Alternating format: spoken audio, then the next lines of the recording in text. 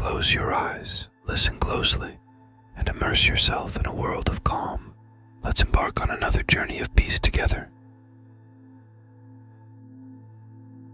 Beginning, before time itself had a name, there was nothing but darkness and silence. But within that void, there stirred a whisper, a promise of something yet to come. Welcome to the mythic tapestry of Norse mythology, where gods clash, giants roam, and the world is born from the clash of fire and ice. Prepare to journey into the heart of creation itself, where the cosmos is forged from the dreams of the gods and the primordial forces of chaos.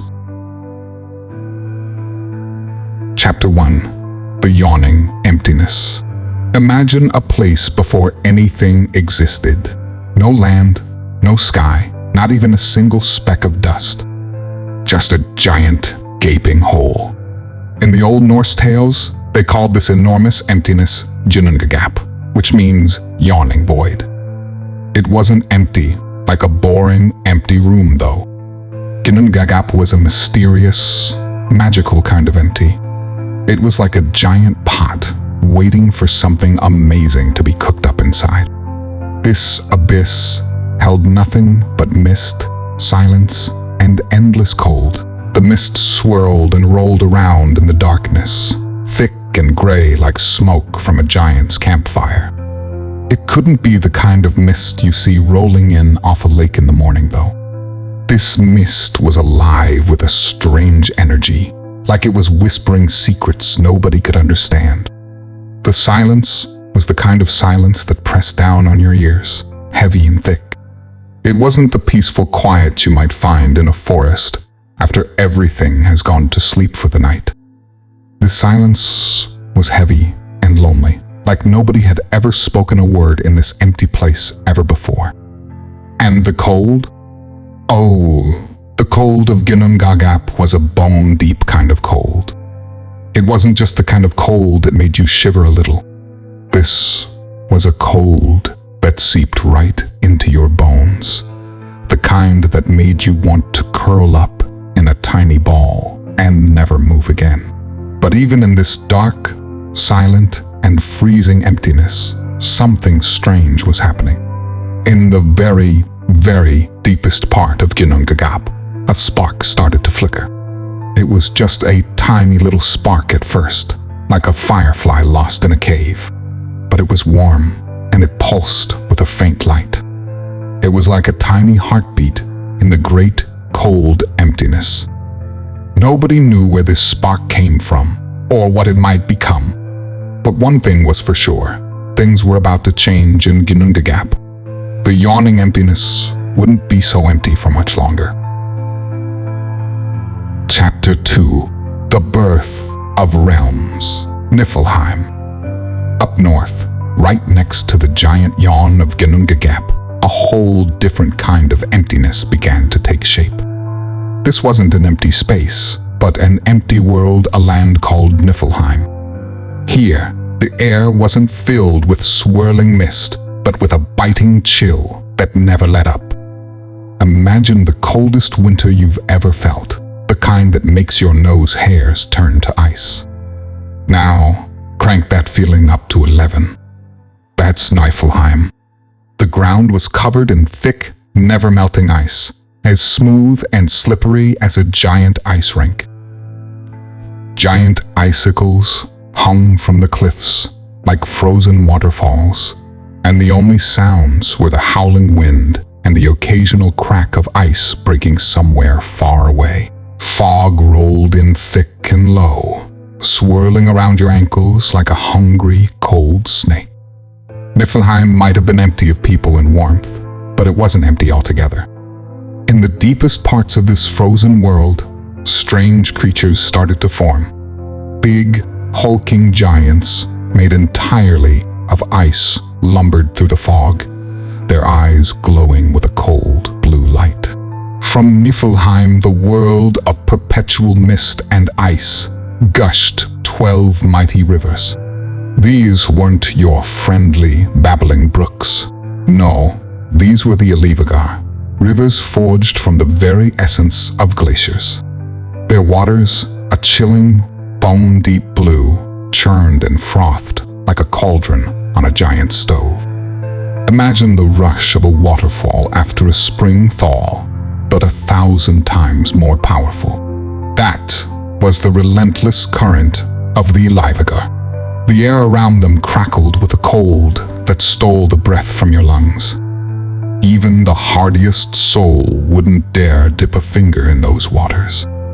They carried the bite of 1,000 winters, sharp enough to turn flesh to brittle ice in seconds.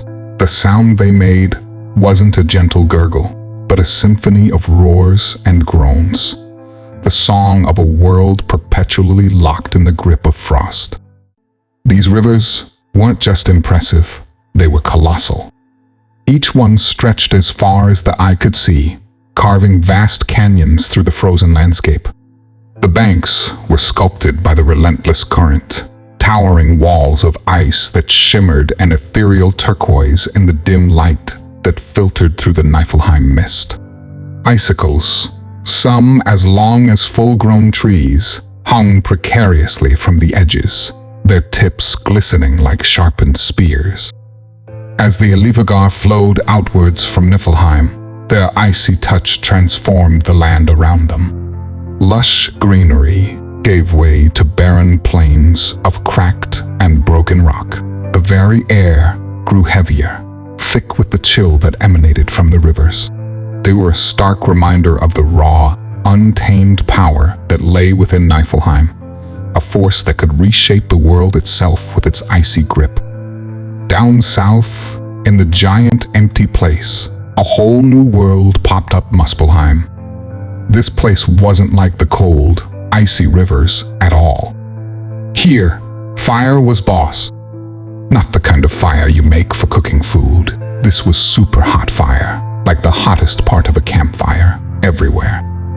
Imagine giant mountains made of melted, smooshing rocks, all orange and red. Big mountains with smoke puffing out the tops like angry chimneys. Hot, melty rocks flowed like rivers, but instead of water, it was like really hot soup.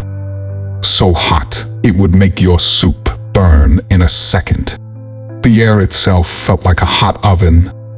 You wouldn't last a minute there. It would cook you like a burnt marshmallow. Instead of rivers making noise, there was fire everywhere, making a constant crackle and pop sound. Sometimes, the mountains would explode, spitting hot rocks even higher in the sky. This fire world wasn't neat and tidy. It looked like a giant mess someone made with melted rocks. The ground wasn't even solid. It was like hot, bubbly mud with hot rocks all mixed in. Living in this super hot fire world, Muspelheim, were giant people called Surtur and his friends.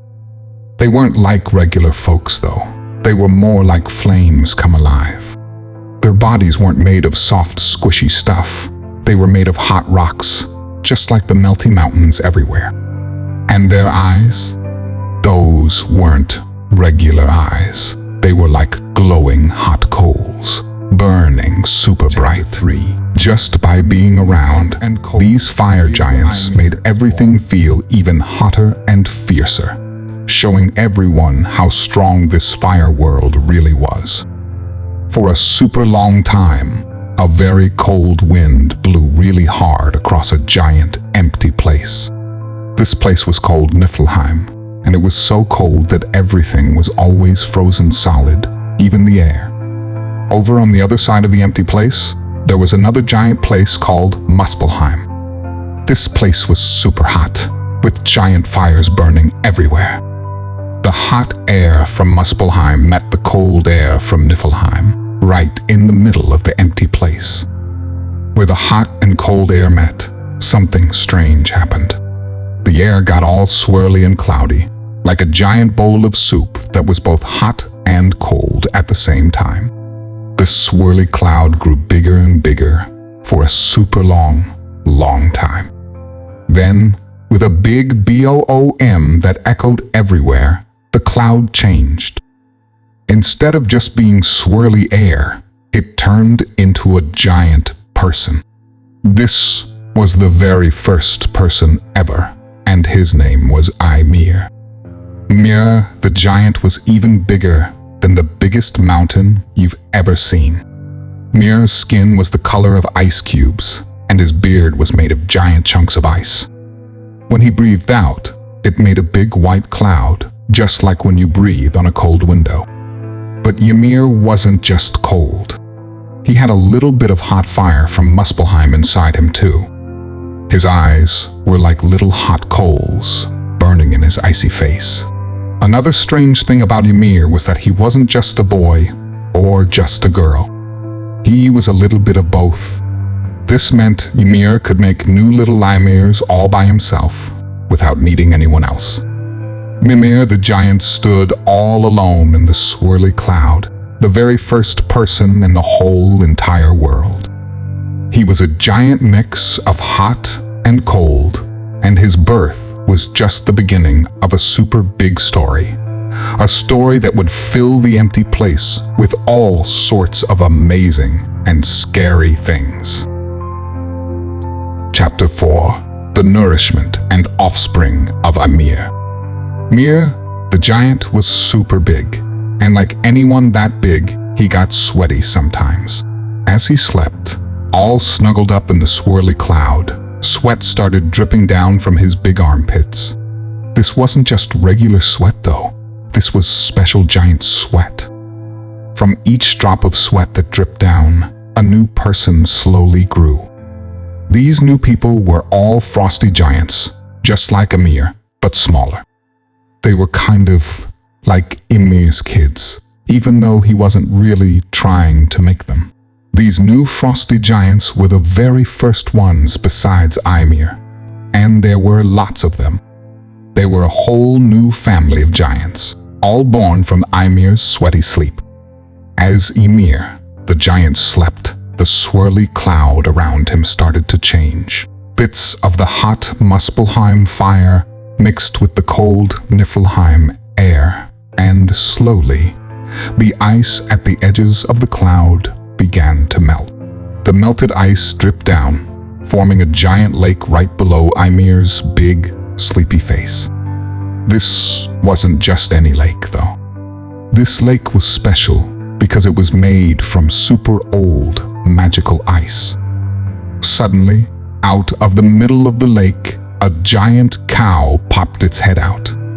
This wasn't a regular cow you'd see on a farm, though. This cow was enormous, with fur as white as snow and horns that sparkled like ice. Her name was Odinla, the milk-white cow. Odinla was super hungry, and she started licking the big, salty rocks that were covered in frosty ice around the edge of the lake. Odinla, the milk-white cow, was super busy licking the salty ice rocks by the lake. Her big, rough tongue scraped away at the frost, making a funny slurping sound. You know how yummy salty snacks can be? Well, these frosty rocks were like the tastiest giant snack ever for Odinla. But as Odinla kept licking, something incredible started to happen. At first, she just saw a tiny speck of dark under the ice. Then, with each lick, the speck grew bigger and bigger. It looked a little like a dirt smudge, but different. Odinla kept licking, getting more and more excited. Finally, after 3 whole days of slurping away at the ice, the dark speck was completely revealed. It wasn't dirt at all, but a whole person. This person was all grown up, with a long beard and hair as dark as night. He was kind of like a giant man, but different too. This special man was called Biri, and he was the very first person to come from the ice, thanks to Odinla's giant, salty snack attack. Biri, the first one licked clean from the ice by Odinla, the giant cow, grew up big and strong. He wasn't quite a giant like Amir, but way bigger than any person you'd ever see. Biri had a kind face and a long, thick beard that flowed down to his knees. One day, Biri met a giant lady named Bestla. Bestla wasn't like the grumpy giants you might hear about in stories. She was strong and brave, but also kind and clever. Biri and Bestla liked each other a lot, and after a while, they decided to get married, giant style. After they got married, Biri and Bestla had 3 special sons. These sons weren't like regular people, or even like giants. They were something in between, strong and powerful, like giants, but also smart and wise. The first son was named Odin, the smartest and craftiest of the 3. The second son was Vili, strong and brave, like a mighty warrior. And the last son was V, the quietest one, but also the most curious and always wanting to learn new things. These 3 brothers, Odin, Vili, and V, were going to be super important someday. They would play a big part in the amazing story of the world, a story that was just getting started with Ymir the giant, the sweaty naps, and the giant cow with a taste for salty snacks. Chapter 5: The Slaying of Ymir and the Birth of the World. So, Odin, the super brainy one, Vili, the strongest dude ever, and V, the quiet but super wise one, had a giant problem on their hands, literally. Frosty giants, Ymir's sweaty kids, were turning into giant bullies. These grumpy giants loved picking on anyone smaller, and our 3 brothers weren't having it. They knew if the frosty giants kept acting this way, the whole world would become one giant playground fight. Odin, with his super clever brain, hatched a super dangerous plan. He huddled up with his brothers and whispered his idea. Those giants are way too mean and way too strong. If they keep acting like big bullies, the whole world will be full of nothing but fighting and tears. We got to do something to stop them. Vili, with muscles that could move mountains, and V, who knew everything about everything, listened closely. This was a giant challenge, but they knew Odin was right. Frosty giants were a giant pain, and someone had to take them down a peg, a very big peg. So, the 3 brothers Odin, the bravest, Vili, the strongest, and V, the wisest, decided to take on a super scary challenge. They were going to fight Ymir, the giant dad of all the frosty giants, and hoped that would stop the giant-sized meanness for good. The battle between the 3 brothers and Ymir the giant was a sight to behold if you were looking for something super scary to behold. Odin, all clever and quick, darted around the giant like a tiny gnat. Vili, with his mountain-moving muscles, landed punches that shook the ground. Even V, the quiet one, got in on the action, using his super smarts to trip Ymir up with his giant shoelaces, because, apparently, giants wore shoes. It was a long and messy fight, but in the end, the 3 brothers were victorious. Amir, the giant, fell with a big, booming THUMP that echoed across the whole entire world.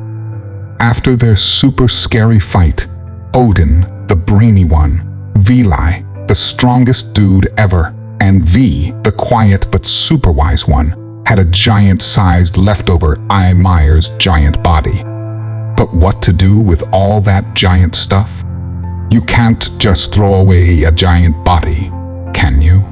Well, the clever brothers came up with a super cool plan. They decided to use Ymir's giant body to build a whole new world. Imagine using a giant as building blocks. That's what they were gonna do. First, they took a look at all that giant blood Ymir had. It was way too much for a giant bath, even for a giant like Amir. So, the brothers splashed it all over the empty space, filling it up with giant puddles. These giant puddles slowly turned into the vast oceans and rivers we know today. Pretty cool, huh? Next, They looked at Ymir's giant muscles and all that squishy flesh. It was way too much for giant burgers, even for giants with super big appetites. So, the brothers spread it all out flat, making giant pancakes of giant flesh. These giant flesh pancakes slowly hardened and turned into the solid land masses, the ground we walk on today. Then came Ymir's giant bones. They were way too big for a giant game of fetch, even for a giant dog. So, the brothers stacked them up high, making giant mountains that scraped the sky. They even used some of the smaller bones to make cliffs and rocky edges, like the bumpy bits on a giant cookie. Ymir had giant teeth and leftover bone bits. These were way too big for giant toothpicks, even for giants with giant cavities. So, the brothers scattered them all around, turning them into all sorts of rocks and pebbles, big and small, just like the ones you might find on a beach. But Ymir wasn't all bones and blood. He had giant hair too. This hair was way too much for a giant comb, even for a giant with super knotty hair. So, the brothers planted it all over the new land, making giant patches of giant grass and giant forests. It became all the earth's vegetation, from the tiniest blades of grass to the tallest tree. Even Ymir's giant eyelashes came in handy. They were way too big for giant mascara, even for giants with super long eyelashes. So, the brothers used them to make a special place Midgard, the world where humans would eventually live. Isn't that neat? We kind of owe our whole world to a giant's eyelashes. Finally, there was Ymir's giant skull. It was way too big for a giant hat, even for a giant with a giant head. So, the brothers called on 4 super strong dwarves to hold it up high, making the giant sky. They even used some leftover sparks from the hot land of Muspelheim to light up the giant skull, making the sun, moon, and all the stars. And what about Ymir's giant brains? Well, those got splattered everywhere during the fight, turning into fluffy white clouds that drifted across the giant sky. So, that's how the whole Norse world was built, all thanks to 3 brave brothers, a sweaty giant nap, a giant cow with a taste for salty snacks, and a giant body that became the building blocks for everything we see around us. Pretty amazing, right? Chapter 6: The Creation of Humanity. After their super messy but super important job of cleaning up Ymir's giant body, Odin, the brainy one, Vili, the strongest dude ever, and V, the quiet but super wise one, looked around at their new world. Wow! Giant mountains scraped the sky, giant oceans sparkled in the sunlight from Muspelheim, and giant forests stretched as far as the eye could see, all thanks to a giant nap and a giant body. But something was missing. This giant world felt a little lonely, even for giants. There were no creatures running around, no birds singing in the giant trees, and definitely no tiny people to live in the comfy world built from giant eyelashes. The brothers scratched their heads. Well, maybe not literally. Giant helmets can be itchy, and wondered what to do next. They needed something alive, something to fill their giant world with life, not just giant rocks and giant rivers. So, the brothers set off on a giant adventure, exploring every corner of their giant creation. They walked for days, maybe even weeks, because giant time is different than our time, until they reached a giant shore. This shore wasn't made of sand, but of smooth, flat rocks. And there, on the giant shore, they found something super unexpected, not giant seashells or giant seaweed, but 2 giant tree trunks. These weren't just any tree trunks, though. They were smooth and lifeless, like they had been sleeping for a super long time. The brothers huddled together, whispering giant-sized questions. Where did these giant tree trunks come from? Could they be alive somehow? Could they be used to make something even more amazing, living things? Now, these weren't just your average brothers. Odin, Vili, and V were special. They had giant-sized powers, way more powerful than any giant you've ever heard of. So, with a twinkle in their eyes and a special kind of giant magic, they decided to give the giant tree trunks a try. Odin, the brainy one, reached out and gently touched one of the trunks, closed his eyes and focused all his giant brain power, sending a special kind of spark into the wood.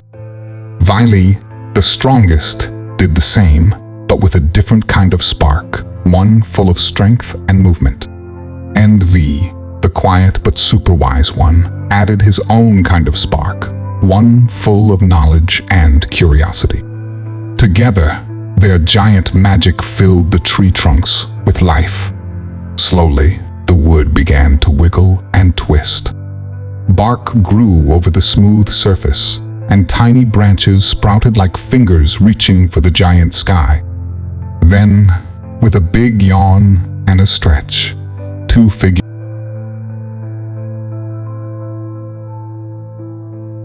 emerged from the wood, one tall and strong, the other gentle and kind.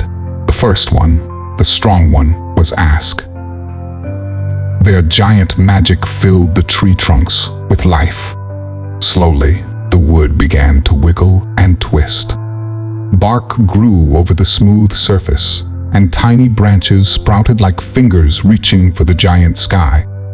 Then, with a big yawn and a stretch, two figures emerged from the wood, one tall and strong, the other gentle and kind. The first one, the strong one, was Ask, the very first man. He had muscles like tree roots and hair as dark as the giant forest.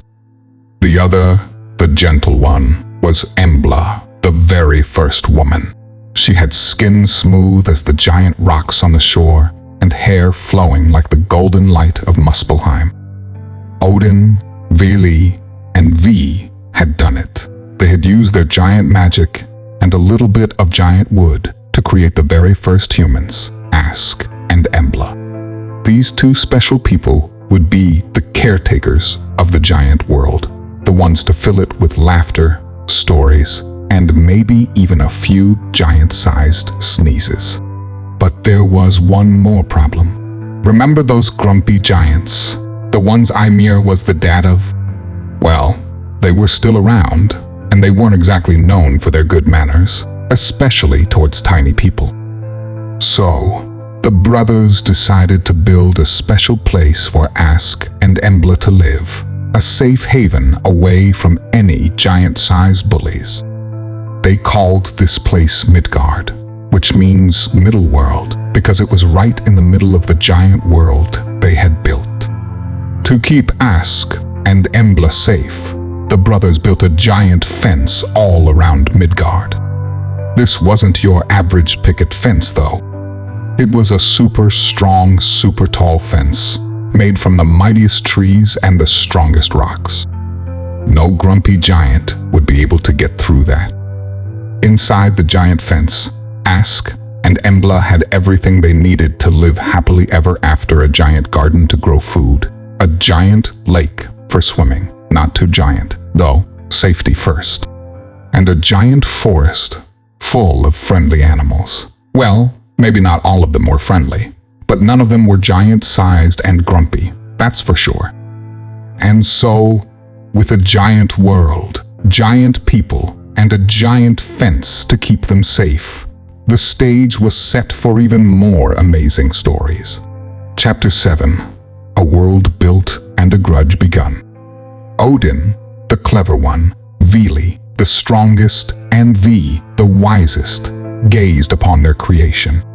Towering mountains scraped the sky, vast oceans shimmered under the hot land's light, and sprawling forests stretched further than the eye could see. All thanks to a giant Nap, a giant cow with a salty snack habit, and a giant body that became the building blocks of their world. But this world held a secret. Each piece of land, each drop of water, was a part of Ymir himself, the mighty oceans. Once Ymir's giant blood, the solid ground beneath our feet, squished down giant flesh, even the pebbles you stub your toe on, bits and bobs of leftover giant bone. The world was literally made of giant. However, this amazing world wasn't all sunshine and rainbows. Remember those grumpy giants, Ymir's children? Well, they weren't exactly thrilled about their giant dad becoming building materials. You could say they were more than a little mad. These grumpy giants lived in Jotunheim, a land of icy winds and harsh mountains. Not exactly cozy, but it was their home. And they weren't too happy with the new neighbors, the gods, as Odin, Vili, and V now called themselves, building their fancy golden city, Asgard, right next door. It was kind of like having noisy neighbors who played loud music all night. Except the music was grumpy growls, and the neighbors were giants who could crush mountains with their bare hands. This grumpiness created a tension between Asgard, the shiny home of the gods, and Jotunheim, the land of the grumpy giants. Right from the beginning, things were a little tense. Imagine having grumpy giants as next-door neighbors. Not exactly the best situation. This tension set the stage for many future stories, called myths and sagas. Gods, humans, Remember, Ask, and Embla, and giants would all be tangled up in these adventures. There would be battles that shook the mountains, magic spells that could change the weather, and even a giant wolf big enough to swallow the sun. So, this story of creation wasn't just about how the world began. It was about how the world continued, a world full of wonder, danger, and maybe even a few grumpy giants who just couldn't let go of a good grudge. Buckle up, because the real story of the Norse world is just beginning, and it all started with a giant Nap, a giant cow with a taste for salty snacks, and 3 brothers who built a world from a giant's body. Get ready for some exciting adventures. Chapter 8. The World Tree and the Woven Tapestry of Fate. The world, though birthed from the giant Ymir's corpse, remained a chaotic sprawl.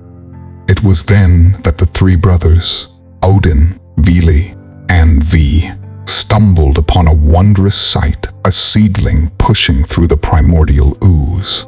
This sapling, imbued with the lifeblood of creation, sprouted into Yggdrasil, the world tree. Its roots dug deep into the Niflheim, drawing nourishment from the world of ice and mist.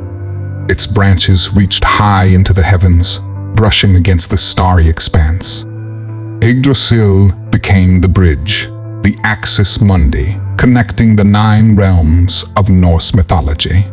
1. The whispers on the wind, Yggdrasil and the realms. Each realm resided within the vast canopy of Yggdrasil. Asgard, the golden realm of the gods, nestled amidst its highest branches. Midgard, the world of humans, lay cradled at its base. Below, in the gnawed roots, resided the monstrous realm of Niflheim, and scorching Muspelheim clung precariously to the trunk, its flames forever threatening to consume the world tree. Between these realms, squirrels named Ratatoskr and Ratatosk scurried, carrying whispers and sparking quarrels between inhabitants. 2. The Norns and the Loom of Fate. Yet, the creation wasn't merely a random sprawl. Woven into the very fabric of Yggdrasil were the threads of fate, spun by the 3 Norns, beings who embodied the past, present, and future. At the base of the world tree, they sat beside the well of Erd, where time itself flowed. With their gnarled hands, they spun the threads of destiny, dictating the course of events for gods, giants, and mortals alike. Even the creation story itself was part of this grand tapestry, with Ymir's death and the world's birth preordained by the Norns. 3. The inescapable shadow, Ragnarok and rebirth. But the tapestry also held a dark prophecy, Ragnarok, the twilight of the gods. Images of a monstrous wolf swallowing the sun, a world encompassing fire, and a final battle between gods and giants flickered within the threads. Though the details remained shrouded, the inevitability of Ragnarok loomed large. Yet, from the ashes of destruction, a new world was prophesied to rise, fertile and green, with a new generation of gods to usher in a fresh cycle of creation. The world, then, was not simply a place, but a living, breathing entity, its fate intricately linked to the world tree and the pronouncements of the Norns.